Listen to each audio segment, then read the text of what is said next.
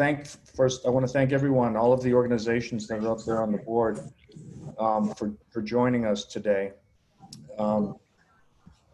As people come in, I want to just remind you, if possible, if you're doing something in the background or have a phone call, you could mute your microphone, so we won't come over on the presentation. So we have a few different topics here today, and like I said, I want to thank everyone for joining us. I want to turn it over now to Marlon with TD Bank. And Marlon, I'll let you speak. Sure. Good afternoon, everyone. My name is Marlon Gutierrez. I'm a vice president for TD Bank and store manager in Fort Lauderdale. I'm also the gay and lesbian employee resource group for the Florida co-lead. I'm joined here by my colleague Franco. But really, the idea was a partnership amongst the chamber and really all the organizations. And really, I'm here to say thank you for all of you for coming together. Participants will be talking today.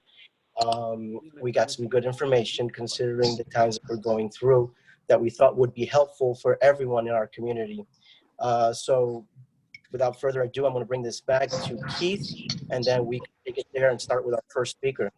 Thank you all, and there'll be question and answers at the end of the session. Thank you again. Yeah. Well, thank you again, Marlon, and thank you, TD Bank, for your partnership. I'm going to quickly turn this over to Stephen, who's going to talk a little bit about his role with TD, and I'll let you take it up from there, Stephen. All right, thank you, Keith, and thank you, everyone, for being on the phone today.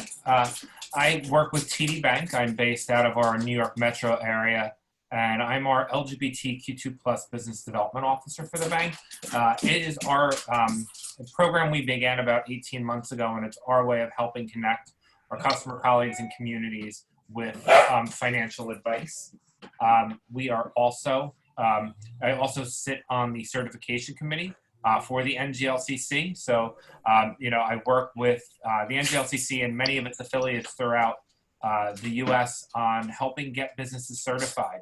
Now more than ever, I think it's a great time to really, with this extra time on our hands, think about certification and how it can help us as we reinvent the way we do business after this pandemic, to really use our certifications as ways to build that. So thank you again, and I want to turn it over to Sandra from the SBDC to talk a little bit about COVID-19 SBA programs and state programs.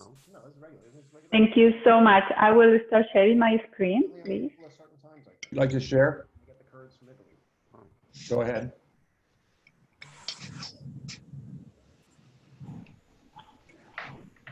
So I want to thank you first to the great Fort Lauderdale LGBT Chamber of Commerce and TD Bank for the invite to participate in this important webinar. This is a good opportunity for us to share updated information. Information is changing every day, so we are thankful for these type of opportunities to transfer those updates to the community.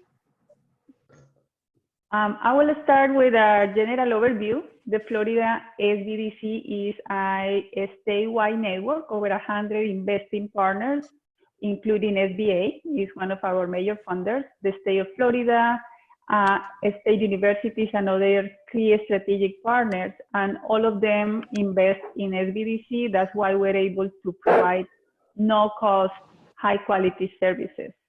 Although we have a lot of locations statewide, we have a great regional center serving Broward and Palm Beach counties, and we are hosted by Florida Atlantic University. Our workforce is composed of experienced professionals. We all hold licenses and certifications in areas like disaster preparedness and relief, capital access, and more. We live in your community. That's why we are highly interested in your growth and succeed. So through the offices across the state, we serve pre-venture, startup businesses, and small and medium-sized businesses. And also We have services specialized in nonprofit organizations, and we provide those services via some of our strategic partners. In general, we have core services, and today I want to highlight capital access. It continues to be a top challenge for Florida small businesses. So we have a selected group of capital access specialists offering no-cost consulting to help business owners locate, prepare, and obtain financing, not only for disaster relief, but also for helping your business to continue in business. Whether you're looking for a traditional loan or if you're looking for government contracting as a way to finance your business, our experts are ready to help. And at the end of the presentation, I will give you the website in which you can ask for consultation. Another key strategic focus is business continuation. And through this service, our business continuation specialists provide education, training, and assistance to prepare a plan to recover from natural and man-made disasters. And at this point, with the pandemic, that it was an unprecedented disaster, so we're already prepared for it. And we also are assisting some businesses in education and creating strategies for cybersecurity, because most of our clients are shifting operations to have more technology involved, like online shopping, and cybersecurity is another area that we want to highlight that SBDC is ready to help. In times of disaster, we have a collection of services, but also we have remote center assistance that we deploy at the time that like any type of disaster show up, but mostly for hurricanes. Coming back to capital access and specialized services, we are currently supporting our clients on accessing traditional funding and also the SBA temporary programs that you all say that we are well informed, and SBA.gov has a comprehensive information about that. So that's why I want to stop here. So those temporary programs are mostly the Paycheck Protection Program that is open now, the Economic Injury Disaster Loan that I will provide a briefing how to identify where is your application at this point. And there are two other options that, again, in detail, you can find in the SBA.gov website. In the Paycheck Protection Program, we have an expert in this webinar explaining the details in how to calculate the loan and other insights that will be very helpful for your business. I want to highlight that this program is open for for-profit and non-for-profit organizations, and this application is directly with a bank. And here is a list of the lenders who are currently accepting applications. So this list will be available via the Chamber of Commerce. But also I want to highlight with this list that there are small size lenders, and what we have been told by SBA and our clients is that they are speeding up the applications, and also that some of them do not require a previous relationship with the lender to accept PPP applications. In the Economic Injury Disaster Loan, there is a lot of information outside, but SBA asked us to provide general information on the status of your application, and I will take a minute here. Applications that start with the number 3 are in processing. They are being reviewed and processed in the order that they were received. If the application starts with a number 2, the applicant should reapply once the portal opens up. This is not a new application. This is an application that has 3 pages long and doesn't need financials, because once you reapply, if your application starts with a number 2, the disaster team will take this new application number and match it with the original application that you submitted before and that contains all the financials. From what a small business owner have told us, it seems that it's taking about 4 weeks to obtain a response from SBA. So they request your patience Other clients have told us that SBDC emails get trapped into the spam and junk folders, so please look if you have any communication from SBA in your email account. So if you wish to contact SBA directly, in this screen and the slides that you will receive from the Chamber of Commerce, this information is available every day from 8 a.m. to 8 p.m. answering questions related to how to apply the status and other questions that you might have specifically for the economic injury disaster loan. So funding is only one alternative to keep your business in business. So I'm encouraging the audience to request a non-cost consultation in access to capital, disaster recovery, government contracting. Again, is one source that some of our clients are finding useful because some of them are shifting the manufacturing products to new ones that the government is demanding. So I encourage the audience also to check on government contracting to see if there is another source of revenue for your business. And there is a business continuity service in which our specialists support you and your business to identify what are the strategies that you might follow to keep your business in this new environment. Our website is sbdc.fau.edu.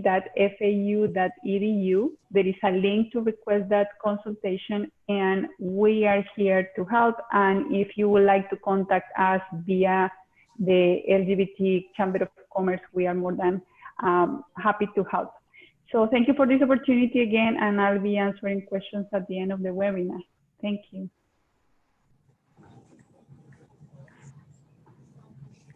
Okay, thank you very much for that. I've been getting some questions while she was speaking, and at the end we will have the question and answer session. So I want to thank you again for that presentation, Sandra.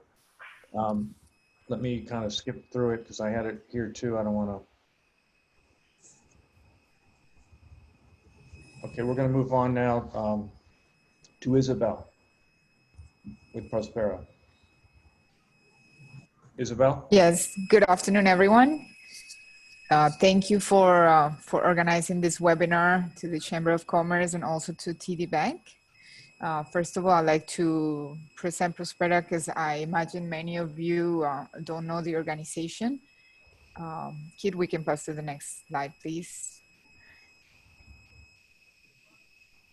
Thank you. And thank you, Sandra, for the valuable information, because we also serve many clients that are still looking for assistance on how to apply for the PPP program. They didn't apply before, so the list of those credit unions or small banks are really useful for all of us. So Prospera is a nonprofit organization that, that serves the Hispanic business community. Our business model is to provide assistance to the community in Spanish, but we also do, of course, bilingual assistance. Our main service is to provide seminars, so we do weekly orientations for startup and also workshops and specialized trainings. We also do business consulting for individual businesses, how to obtain minority certification, and different types of consulting. Another part of our service model is to provide business grants. Kit, I think you went ahead one more slide. Yes. You can go back. Thank you. So business grants is a professional service. Basically, some of our clients go through a process where they can obtain a grant depending on their business need. So it could be a grant for marketing plan, for a business plan, or an accounting assessment, depending on what we discovered during the consultation process. Our consultation is, we start an initial consultation, but it's of course a process and a relationship. So that's what we're trying to build, a strong relationship so that we can help grow their businesses. And last but not least, we also provide access to capital. So we provide small loans of up to $25,000, but we also work with large local organizations and local banks, such as TD Bank and other organizations. We also work closely with the SBDC in FIU in Miami to help businesses obtain access to capital. Thank you, Kit. You can pass to the next slide. This is just an overview of the impact of the organization in the community. We are located in Miami, in Orlando, in Tampa, and in North Carolina. So statewide, we have been able to provide assistance for the last 25 years. This is a study, it's a large study. So we were able to provide 14,000 consultations for 25 years for a global impact of 15,000 jobs retained and 1.5 billion in total economic output.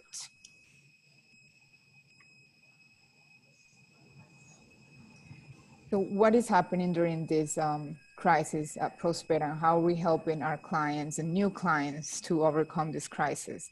So we immediately switched to working remotely 100%. So we are still providing assistance virtually. We provide our consultations. We're still providing our business grants programs. So we are still able to provide those services to our clients remotely.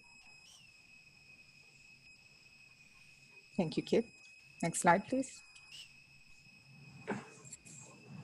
So during the crisis, as you can imagine, the amount of assistance has increased a lot to 132% compared to our previous term for 2019. And the amount of clients that we have served also grew almost to double the amount. Next slide, Kate. Thank you. We also started doing virtual learning before, as I mentioned at the beginning of the conversation.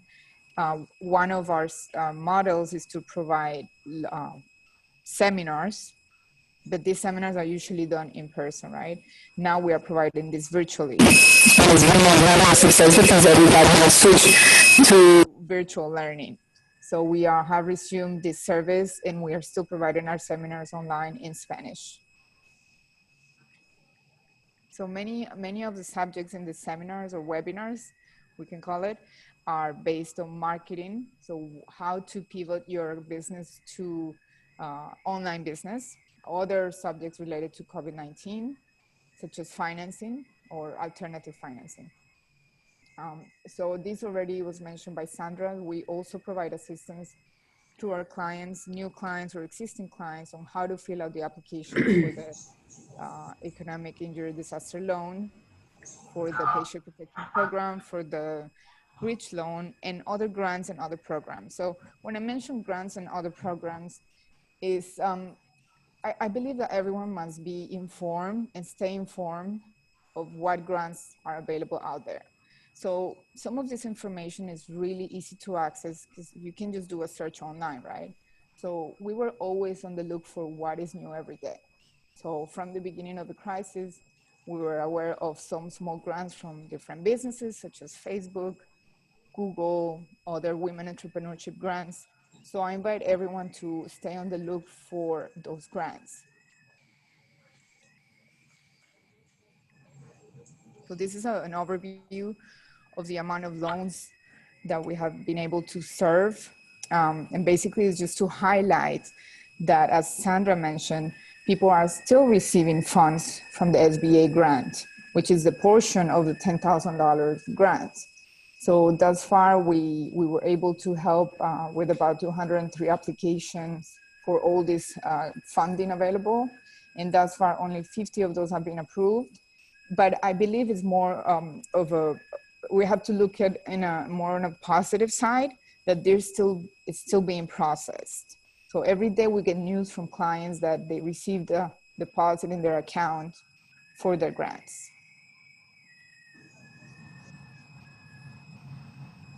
We continue to discuss and to provide webinars like we're doing today. We work together with the DEO, with the SBDC, as I mentioned before, with TD Bank, with the Beacon Council, with the commissioners in Miami-Dade County, and with different congresswomen, congressmen. And it's really important to stay connected and to know what's happening. A few days ago, the United Way created a new grant for small businesses. So being able to stay connected with these organizations as a nonprofit, and as they are also our partners and constituents, it's really important, because then we can have like a first look and really be the first one to know what is out there.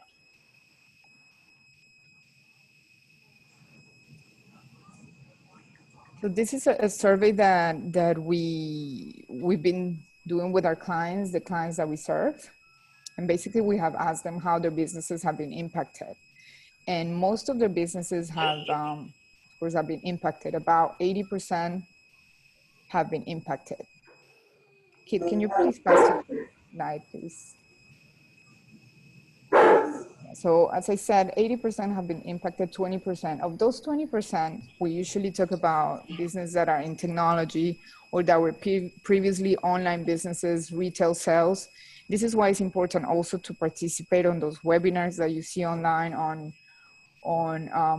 online, how to pivot your business to online sales, how to market your business. So that's really important to stay up to date and during the recovery phase, since it's going to be a slow process. Thank you, Kit. Just one more slide and then we are done. Okay, we just passed. So I wanted to say that I want to invite everyone, even though we are located in Miami-Dade, we also serve Broward, and we have clients from Broward County. So our phone number, I didn't write it down in the presentation, but I'll put it in the chat, is so that you can contact us if you need a consulting assistance or a business grant, perhaps, for your business in terms of marketing or operations, how to restart your business after the crisis, then we can discuss more. And thank you very much for listening. Isabel, if you'd like to give your phone number verbally, this is being recorded as well. We'll provide everyone a recording so they can get it both ways. Of course. Our phone number, thank you. Our phone number is 786-329-5830. That's 786-329-5830. I'll go ahead and write it down now. Thank you. Thank you. Thank you. Sorry for seems to be some feedback sporadically coming in here. I want to introduce now you to Rich Rollison now with the Florida Community Loan Development Fund. Thanks, Keith. Do you want me to drive from my share screen, or do you want to drive? I'll try to follow along, and you can prompt me if I'm slow. All right, go ahead and move to the next screen. Great. So I want to thank Keith and the Chamber and also TD Bank for inviting us to participate. I want to share a little bit about the history of Florida Community Loan Fund. We're a statewide nonprofit, and we're also classified as a Community Development Financial Institute, a CDFI. And so we've been in business a little over 25 years. We started with the notion to build a loan fund to be able to service nonprofits throughout the state of Florida. Let's go ahead and forward, Keith. So with the notion of providing financing for affordable housing, community facilities, healthcare centers, and also food access. So that's healthy foods, and also healthcare centers such as federally qualified healthcare centers and so forth. We have a fairly large presence in South Florida. When you look at our overall lending, we also have a loan officer that is based in Fort Lauderdale, Jim Walker, who does a tremendous job and is involved in the community on multiple facets. So any of our traditional community development loans must be in low-income communities or for the benefit of low-income residents, have some sort of community development or social service purpose, and our loans, again, are not to individuals, but to organizations. Our maximum loan size currently is $5 million. We have no minimal amounts, but we do cap out. So a lot of people will work with us because we have flexible terms. Our rates are competitive, usually around market, sometimes slightly below. But really the key advantages are the technical assistance that our loan officers provide. So with the next slide, I'll talk a little bit about Paycheck Protection Program. So as most of you know, there was the first round of Paycheck Protection Program, or PPP, that quickly evaporated. in this most recent round that was announced April 23rd, there's another $484 billion that was authorized. And of that money, there was a specific carve out of $30 billion that was set aside for CDFIs and other smaller minority deposit institutes. So it's all part of the same pot, but there's a small window for minority deposit institutes and CDFIs to work and hopefully process those PPP loans for deserving small businesses and nonprofits. So that's part of our core values. And while we're not an SBA lender, we can get to the next slide, we have partnered with one of our largest CDFIs, CRF, and able to access the maximum 10 million in PP loans to Florida nonprofits. So that was kind of one of the initial, I think, concerns when it was announced in the first rounds. You know, is it open to nonprofits in Florida? And yes, indeed, it is open to nonprofits in Florida. There's a little bit of tweaks in the application that you need to be aware of, but it is indeed, nonprofits are eligible, as well as other small businesses. The other key that was touched on earlier is many of the banks required that you had some sort of existing relationship.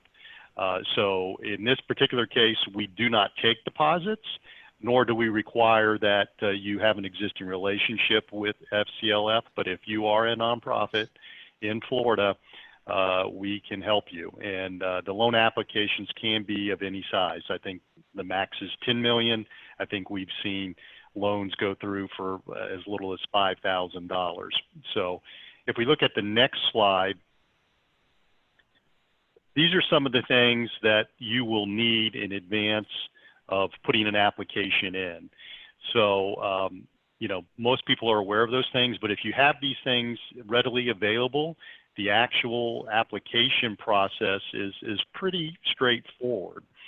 So we can help you identify these documents, but, you know, again, on the actual payroll portion of it, you don't need all those documentations, but you need one or more of those documentations. I think the preferred, easiest way to come up with your calculation is if you have your IRS Form 940 and or 941.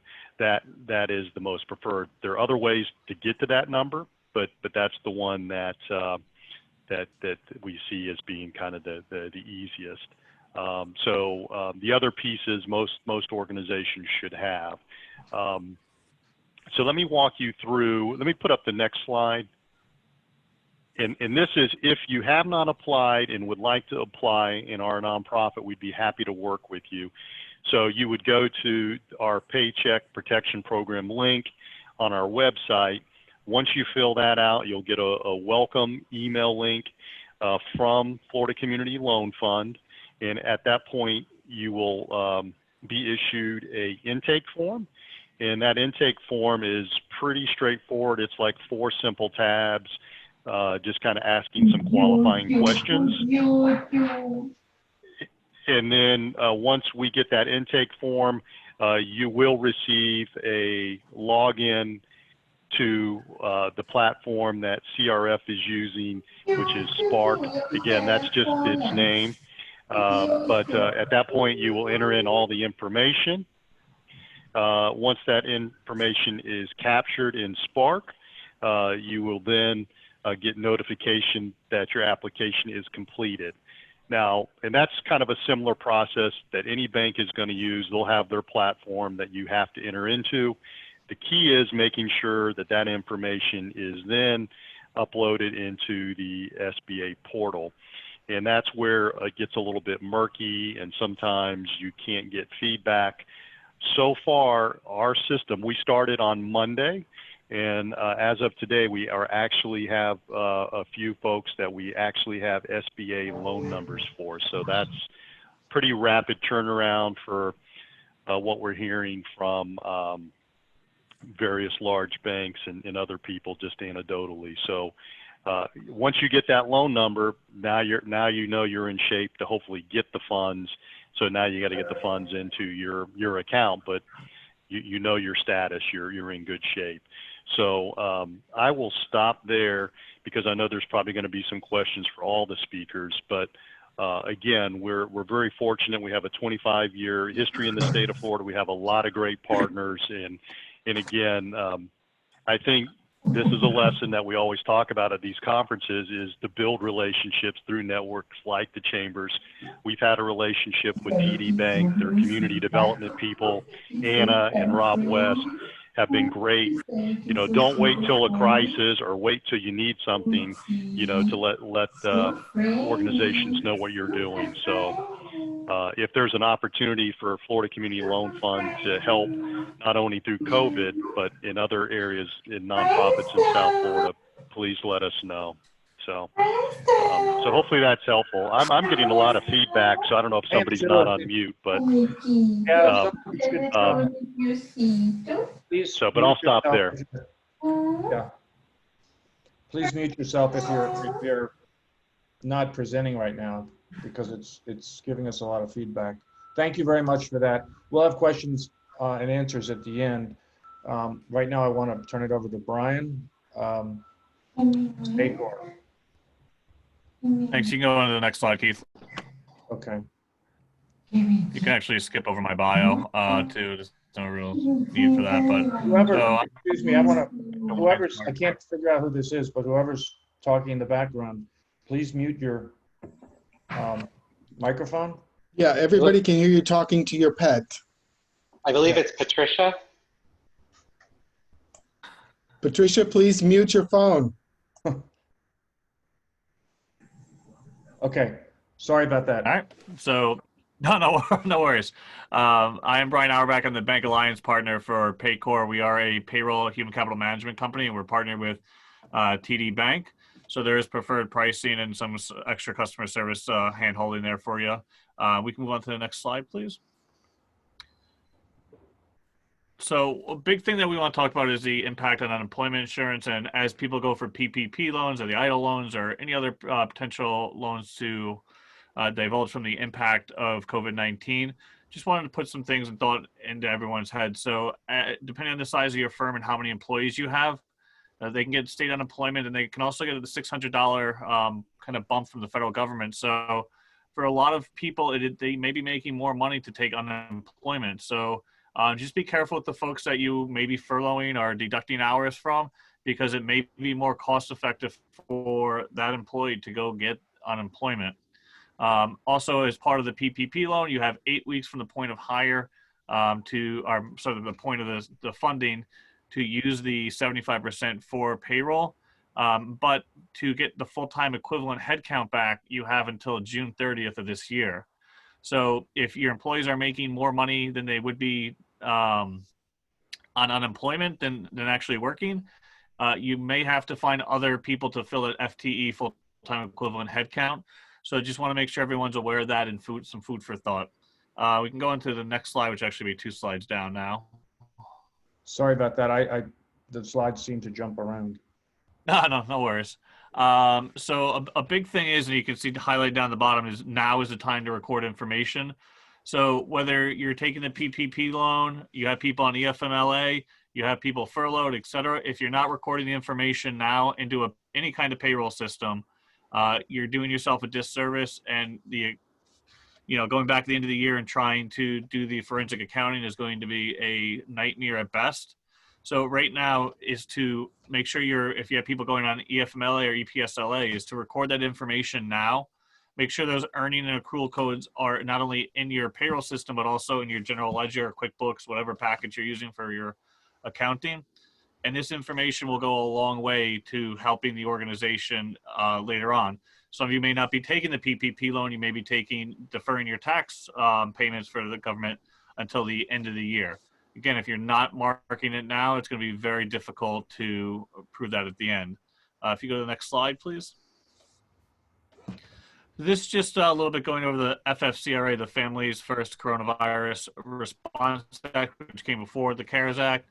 So this is just giving emergency leave. I think we're hopefully, especially down in Florida, I'm based in New York with Steve. So Hopefully down in Florida, you guys are past all this, but if you do have people taking emergency family leave to care for others, etc., these are the requirements. If your company is under 25 employees, you do have to give them the EFMLA, but you don't necessarily have to hold that position for them at the end of it. And again, if you're using a payroll system and you have people that are taking EFML or EPSLA, the amount you're paying them is 100% refundable via a tax credit at the end of the year. So it's very important why you're keeping that information now. And if we go to the next slide, please. So this is a Department of Labor Employee Rights Act for COVID-19. This is something that if you have employees, whether they're working on site, and this is kind of the break room poster, so to speak, this has to be getting out to people. They're working on site, working from home, whatever it may be. You can get this to them, whether if they're on site, you can obviously just have it posted in a prominent area. But if they're not, you have to get it to them via electronic mail or email or a snail mail. So the old-fashioned email version.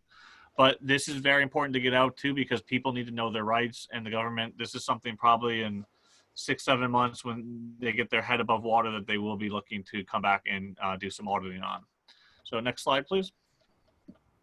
And just some of the resources that Paycor has. We have a COVID command center, which a lot of stuff around the PPP loan, EIDL loan, et cetera, what you need from your payroll service.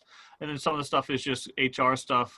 If you have folks working from home for the first time, or you're changing your work environment based on the current condition, stuff for that. Also, we have a Paycor payroll relief fund. So we're offering for new clients free payroll service until the end of the 2020. So if you have any questions on that, feel free to take me up on that, but I'll turn it back over to Keith. Thank you very much. That's great information. I'm going to turn it over to Anna now with TD Bank.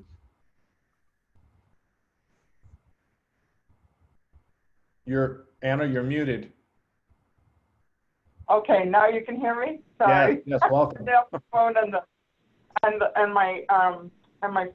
my phone here at work. So we thought that we'd also share with you a few resources that help you and your employees with some other questions and some other resources that are available in the community.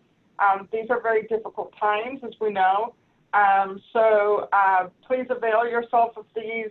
These are just a sample of what's available. You're free to reach out to me or to Rob West, who I know, my colleague that covers Central and North Florida, is on this call as well, and we'll make our contact information available. So the first is Feeding South Florida. This is a food bank that is doing a phenomenal job in getting fresh food and groceries out to folks that need assistance. You have links there to see what their distribution schedule is. And I also encourage anyone, there is a way that you can volunteer with them or donate to them. So if that's something that you could do, please feel free to visit that website. Next slide.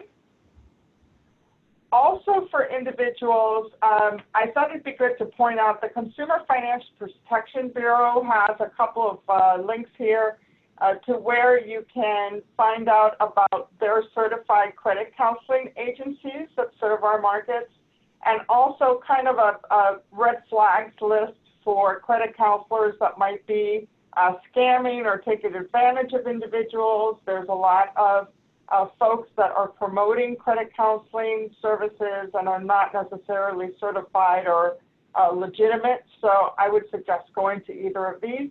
But jumping on a credit counseling program and asking specific questions, I think is really important for individuals and businesses also. Next slide. Before I go to the next slide, I just want to remind everyone that we will be providing this in hard copy, so you don't need to write down the links, don't worry. Right. We'll also provide a recording of this event, so you'll have all the information you need and a lot of resources. So just here we go, the next slide. Okay, thanks, Keith. The last thing that I wanted to point out is there's a lot of agencies that provide free legal assistance. Sometimes this is for small businesses also, but I particularly wanted to mention this in the case of individuals and nonprofits. Here are a couple of links. If you are a real estate investor and you have rental properties, or if you are renting units, as we know, there is a moratorium on evictions and foreclosures that's in the Federal CARES Act. There's also some local legislation around or ordinances around moratoriums on evictions, but a lot of people are still receiving eviction notices. So if you go to the next slide, here's a list of a number of different agencies in our area. Each one of them specializes in different types of legal support. But if you see anything that's for consumer or civil rights, those are the agencies that can probably help with eviction issues. But there's also things, organizations that support problems like domestic violence and other things. So please avail yourself of these resources. They're either free or reduced cost. The next slide.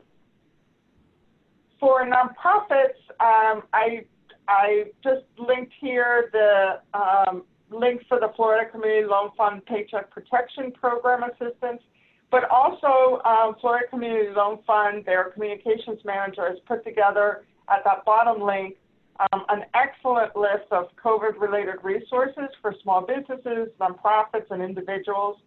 I think that it is updated periodically, but please feel free to look through that to get more information of other programs that you might be able to benefit from. And then lastly, for small businesses, there are a number of small business counseling agencies that provide free technical assistance. So I included the contact information here for Prospera. They have 3 offices. And then for the South Florida SBDCs, which are at FAU, where Sandra heads up the team, and then the one at FIU. So please feel free to contact either of these, and keep in mind that most of these organizations are working virtually right now. If you have a hard time, this is a lot like unemployment. If you have a hard time reaching one office, feel free to reach another one. You can at least get your initial questions perhaps addressed, and they might help connect you to a regional office if it's absolutely necessary for you to work through them. All of these resources will be available to you, and we'll make sure to add Rob and my contact information in case you would like assistance contacting anyone else. Thanks, Keith. Hey, thank you, Anna. I want to open it up now to questions and answers, hopefully good answers. So does anyone, I think, Thomas, you had something earlier you sent in the chat. Do you want to share that, or? Yes, I would like to know if anyone has a comprehensive list of forgivable expenses under the PPP loan program. Okay, Thomas, this is Rich Rollison. I'll take a stab at it. It's not a, I can get this to you, but in terms of forgiveness, the 25% that's forgivable is meant to be fairly broad and can be used on a variety of things such as rent and utility payments, interest on mortgage obligations incurred before, I believe, February 15th. Again, it's designed to be pretty much anything business related, and again, you have to have the documentation to prove that it was spent on business items. But so that 25% amount may be used for almost any non-payroll cost. Hey, it's Steve from TD. I just want to add that this is a moving target right now, and the SBA hasn't released a full forgiveness guidelines to us. So we're going off of what is based in the original. But some of the advice that the accountants have been giving is to just do really good record keeping. And even if you use QuickBooks, to set up a separate line, a separate journal in there so you could link your expenses in there. I would also suggest just checking on the SBA.gov website every day.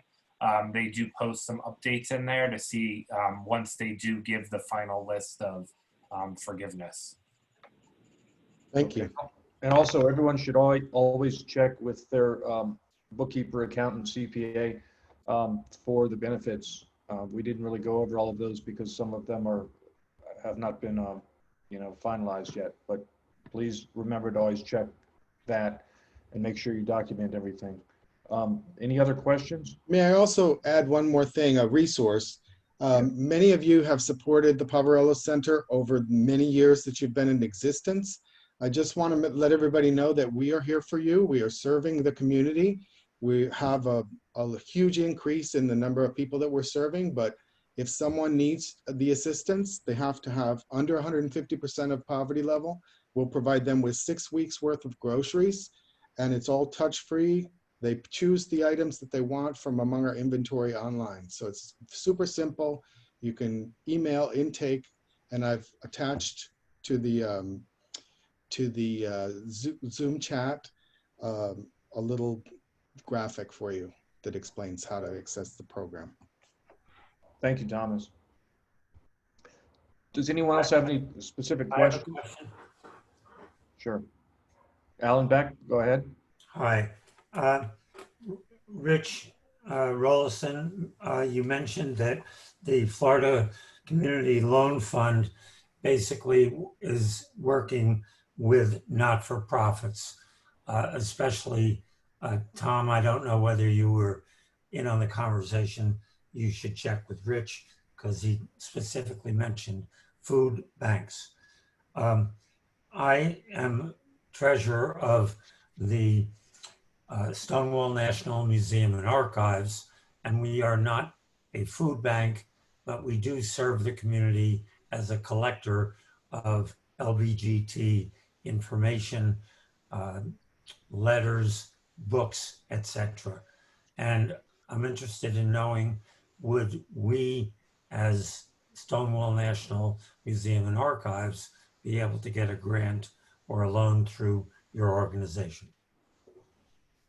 Okay, great question. So specifically on the PPP, if you're a nonprofit and have a 501c3 and you have payroll documentation, you would be eligible to apply for the PPP program. So that's one area. And then our traditional lending, again, we would not provide a traditional like working capital line of credit to the museum. But if you had a project where you were looking to expand a part of your facilities, there may be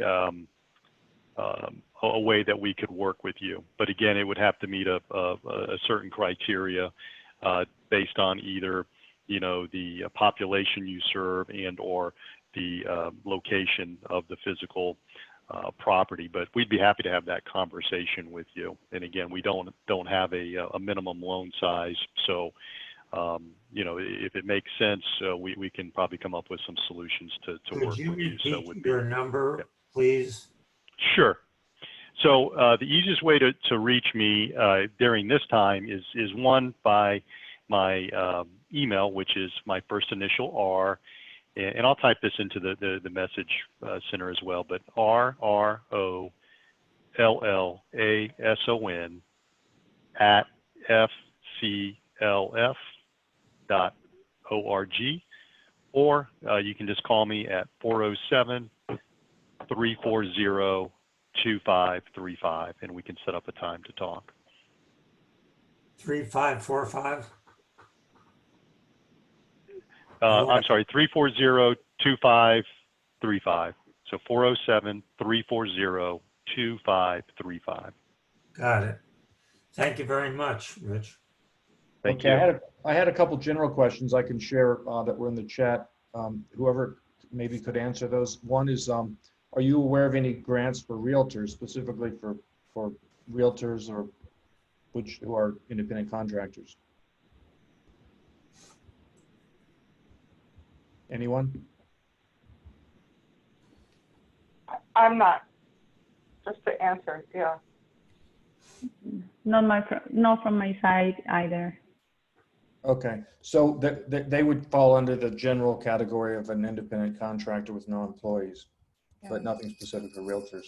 I believe they can also apply for, if they haven't done so, for the Paycheck Protection Program. Yes. Depending on how they are, their company or their business is structured. Okay. Okay. And someone asked if TD Bank has any resources for non-customers in these programs. or if you need to be a customer, existing customer.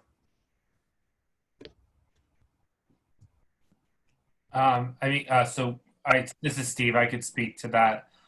Currently, we are the EIDL loan programs are being underwritten by the SBA, and that is programs there. For the PPP program, we are working with our customers who have had deposit accounts open before April 6th. Those are really the only programs that we're working with. We do have the TD Cares program that is for our existing customers that have either loans or mortgages with us, and you can visit tdbank.com and see information on the CARES program that we have going on. But for we do SBA loans and traditional lending also, but there's nothing specific to COVID-19.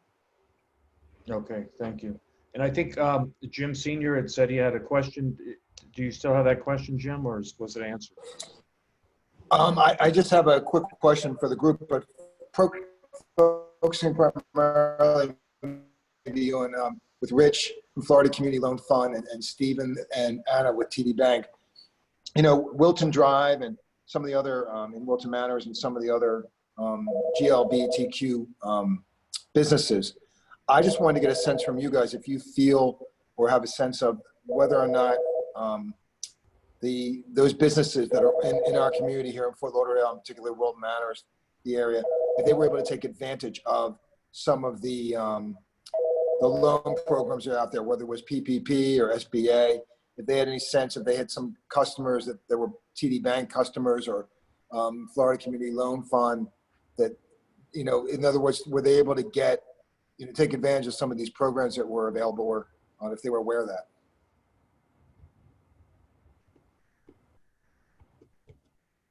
Hi, I could tell you, this is Marlon Gutierrez. I could tell you that several of our local customers have gotten funding. I would say the PPP program is pretty much a lot of people are aware of the program. I think based on in Wilton Manors, what's happening, we do have a lot of non-for-profits there. So I'm glad we spoke about that today. I do assume that many of the businesses in Wilton Manors did apply. Just don't have any specifics. Not sure if we could even share that information as well. Stephen, any guidance in regards to that? No, I don't know specific on area. I do know that in the first round of PPPs, we processed 26,000 applications through our footprint main to Florida, and 82% of those were for businesses with under 25 employees. So I know that we're really doing a lot for the smaller business with under 25 employees. We don't have any demographic of area, but on the SBA's website, they do have a list of PPP per state, so you could get an idea of how many PPPs were issued for each state. And I know Florida, I want to say, was up there in the top 4 for the amount of PPPs issued. So that was a nice thing to see. Okay. We did receive at Poverello, we did receive an SBA loan under the PPP program. So if anybody wants practical, experiential information, we can help. Okay, thank you. Thank you, Thomas. Keith, I have a question. And somebody mentioned this in the chat too, and this was about the EIDL. Okay. I understand the first round of funding was obviously taken up. There hasn't been a second authorization.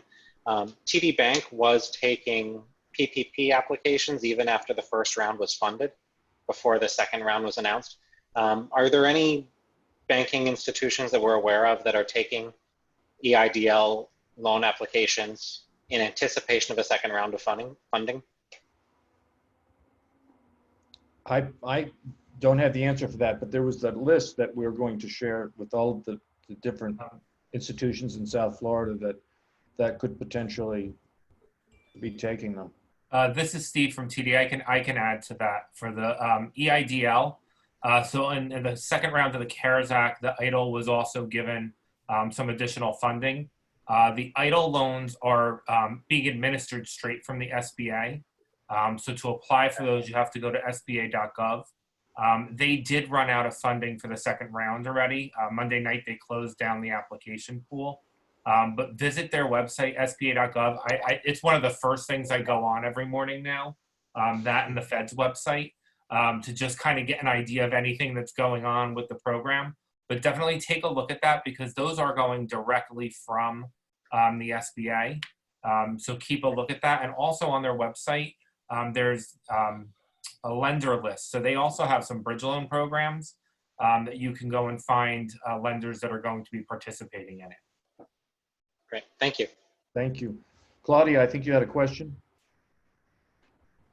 You're muted.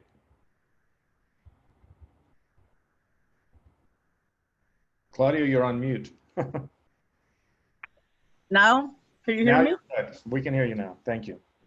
I applied at the beginning from SBDC loan, but I wasn't qualified because I don't have employees. So can I apply several times, or it's only one time? Good question. Does anyone have My question is if I can apply again, even they answer me that I'm not qualified for SBD loan because I don't have employees. I'm a self-employer. I have my own company, and I apply as an employer. I'm an employee and I am employer. So, but they say that I'm not qualified for that. Even I'm a small business. You Which should. is storefront. Do you have it? It depends how you're registered. I'm assuming if you're getting this as a 1099. No, I apply as with my federal identification number as a business owner. And when It's you a applied, company. when you applied the first, so they said you did not. We'll be glad to, if you would like, you could give me a call at the branch. And I would like to, we could go over it together. And I'll give you my number. It's 954. One moment. Can you repeat again, please? Sure, 954-356-9357, and then we could take a look at it for you. Thank you. Yeah, this is Steve. So I'll add to that with the PPP, depending on your corporate structure, sole proprietorships and 1099 contractors weren't allowed to apply until the 10th, and they didn't give guidelines until the 14th. So that was towards the end of the first round of funding. So you might want to take a look and talk with maybe one of the technical assistance providers. I have an X corporation. Yeah, I would talk to one of the technical providers too, because even your payroll company might be able to tell you what the calculations are, and there might be something in there that was just missed, and that's why the person told you you didn't qualify for it. I think you should qualify though. It sounds like you should. I assumed that, but they said no. Okay, well maybe, okay. Marlon is great. He's local, and he's our main contact with TD Bank, and he'll be able to help you on the call later. Okay? Thank you. So are there any other questions? One other thing for Claudia, you need to have a history of paying yourself in order to qualify. Okay, and that's cool. I have all the history, how I put all my taxes. I am in doing business since 2001. So cool. Maybe I made a mistake. I apply myself. I have one question, Keith, if I may. Sure. Someone early in the presentation, one of the women who was speaking made a comment that 2 and 3 applications starting with 2 or 3. Mine starts with a 3, and I applied about 15 days ago, and it said I should receive an answer within a week. I still have not heard. So I might take that. Yeah. So what SBA told us is that applications that started with the number 3, that is your case, are in process. And they also told us that from the time that you apply to the time that you receive communication, some of the clients had experienced 4 weeks. Okay. So also I encourage you to go directly to the email and the phone number that I share in my slides. So Keith will be sharing this with all of you. And directly you can ask for the status of your application. And also I recommend that you check in your spam and junk folders in your email account. Sometimes they send emails notifying something and those emails get trapped. But the best way to identify more information is contacting directly SBA. Thank you. Thank you. Okay, thank you for that. I've gotten a few questions, private questions here about the recording. We will definitely be creating a link so everyone can review it at their leisure, along with a presentation with all the links and all the slides that were shown and the contacts for all of the presenters.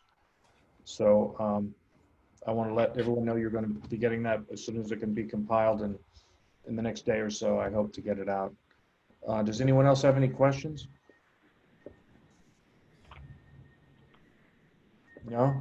Well, I want to thank everyone for participating, especially the presenters who took time out of their schedule to share information with us. It's very valuable. And TD Bank, who's been a great partner with us since 2014. If no one else has any last minute questions, I want to conclude the webinar and thank you all for joining us. And I'm always available. Any questions, best is email.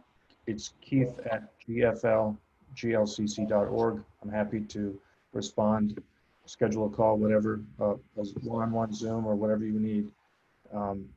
So thank you all again for joining us. Thank you, Keith. Thanks for organizing this, Keith. Very helpful, everybody. Thank Take you, care. everyone. Thank you. Bye. Thank you.